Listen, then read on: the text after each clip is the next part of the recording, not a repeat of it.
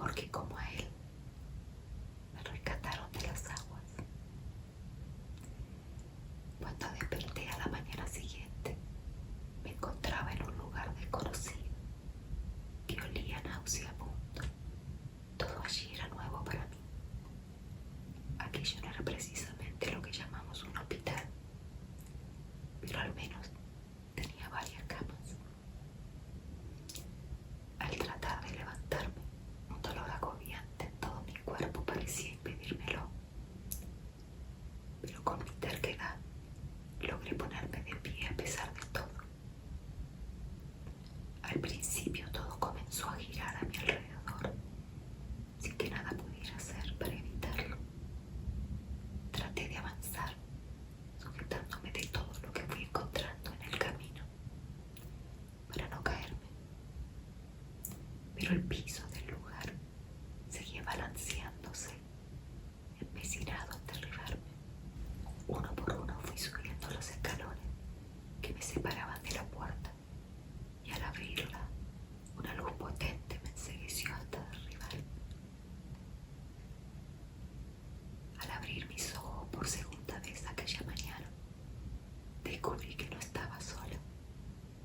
Un hombre de mirada tierna, quien a pesar de su apariencia y el olor inaguantable de sus manos, me preguntaba mi nombre. Fue en ese preciso instante, al tratar de responderle, cuando descubrí que todo mi pasado, incluida mi identidad, se habían borrado de mi mente. El lugar donde me encontraba era un pequeño barco pesquero. Al parecer sus tripulantes fueron quienes me rescataron. Lo que aún me costaba entender era qué pasó conmigo aquella noche. Durante el tiempo que duró la pesca, ellos se turnaron para cuidarme, para evitar que volviera a desmayarme. 7 días era el tiempo que les faltaba para volver a tierra firme.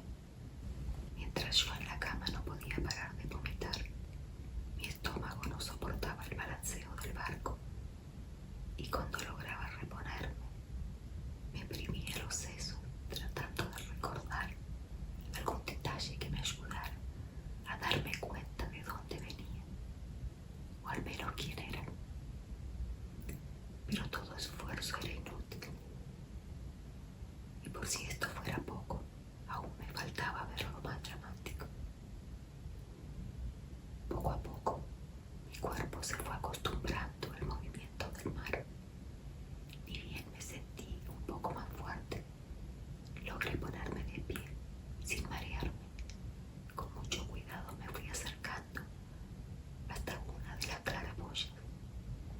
Sentía curiosidad por saber dónde estábamos, pero la imagen que se reflejó en el vidrio me impresionó hasta forzarme a apartar mis ojos de ella. Me tomó unos segundos aceptar que aquella imagen, con los ojos morados y prácticamente cerrados por la hinchazón, era la mía. Cuando desembarcamos, insistí para que me llevaran a un destacamento policial. Necesitaba ver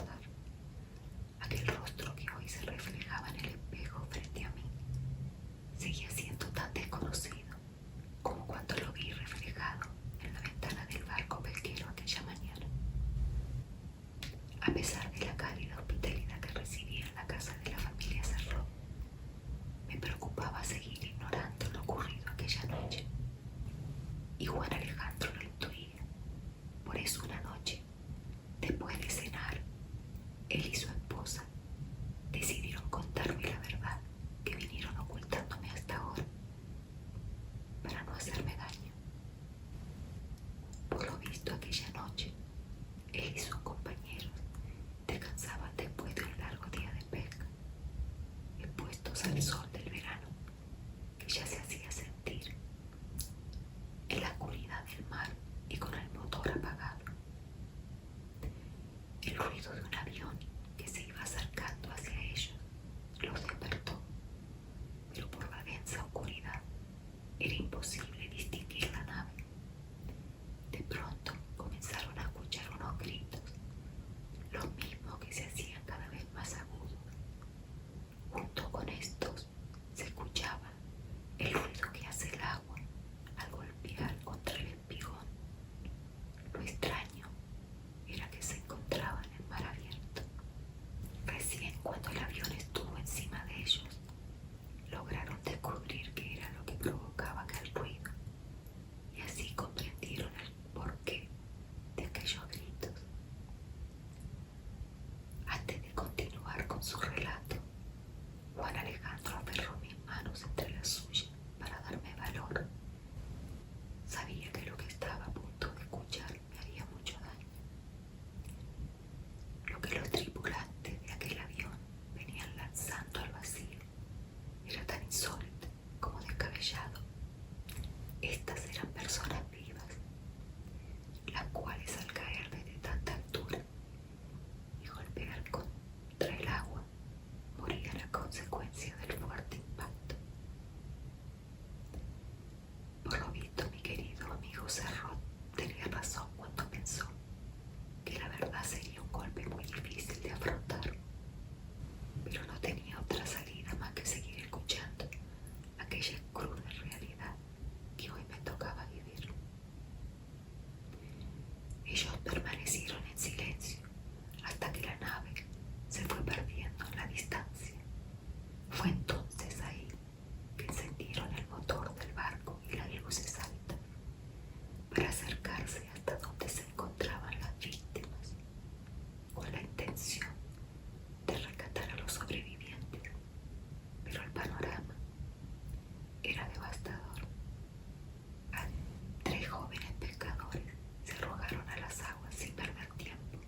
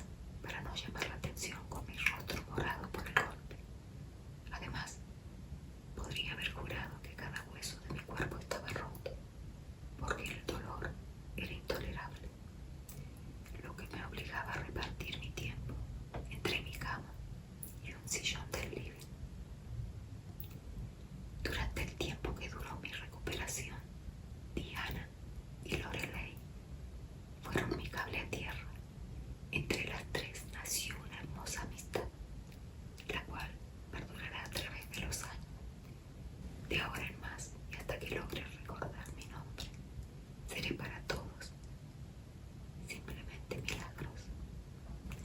Milagros Serrot, una hija más de Rebeca y Juan Alejandro Serrot. Para sus amigos más cercanos, fui la sobrina que llegó desde Carrasco para pasar un tiempo con ellos. Durante las horas que las muchachas trabajaban, yo pasaba el tiempo ayudando a Rebeca, quien era modista, con las tareas de la casa. Esta era una manera de agradecerles por toda la ayuda recibida. Lo que ellos habían hecho por mí era muy importante. No todas las personas reaccionan de la misma manera que lo hizo Juan Alejandro, llevándome a su hogar sin saber quién era o en qué problemas estaba metido. Pero él lo hizo, aún sabiendo que podría estar poniendo en riesgo la seguridad de los suyos. Por esa razón le estaré eternamente agradecida. Los primeros 2 meses se fueron más pronto de lo que esperaba.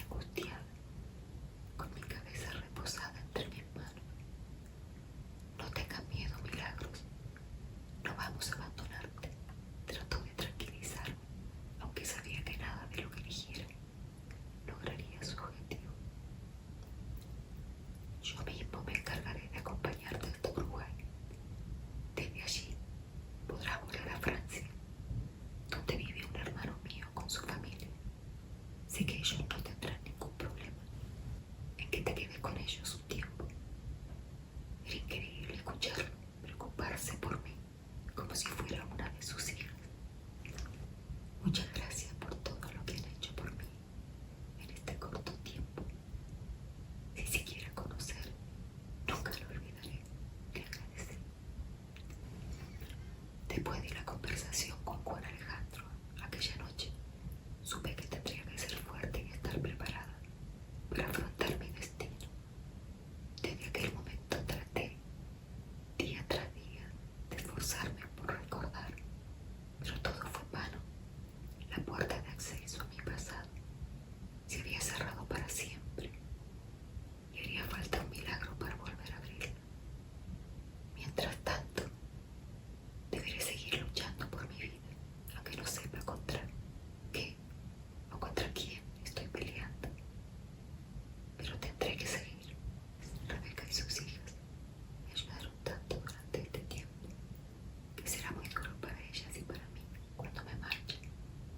Pero sé que su padre tiene razón. No podré vivir encerrada toda la vida. Tal vez en París pueda comenzar de nuevo, y cuando todo lo que está sucediendo aquí termine, podré volver. Conseguir mi documentación no fue ningún problema. El conocido de Juan Alejandro era un maestro en el arte de falsificar. En menos de nada tuve documento de identidad y pasaporte. Por lo que Rebeca me contó, el hermano de su esposo estaría muy contento en recibirme en su casa. Según ella, Evaristo era una persona muy buena. Tanto él como su esposa eran muy queridos por todos sus familiares. Sin lugar a dudas, era como su hermano, un ser humano extraordinario, lo cual, en cierta manera, me tranquilizaba. Después de todo lo que me ha pasado, encontrarme con la familia Sarrón ha sido una bendición. Cuando llegó el día de mi partida, la despedida fue aún más triste de lo que me había imaginado. Es increíble